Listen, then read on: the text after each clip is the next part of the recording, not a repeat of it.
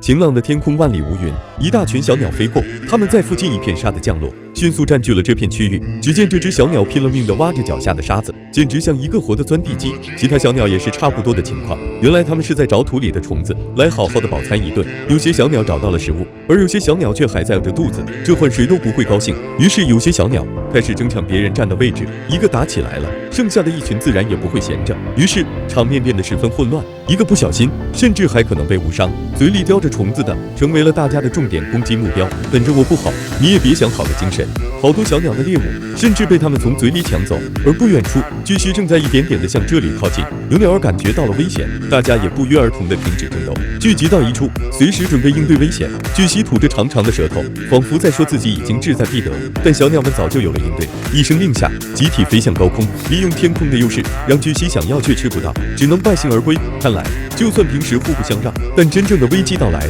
他们还是能团结一致对抗外敌的。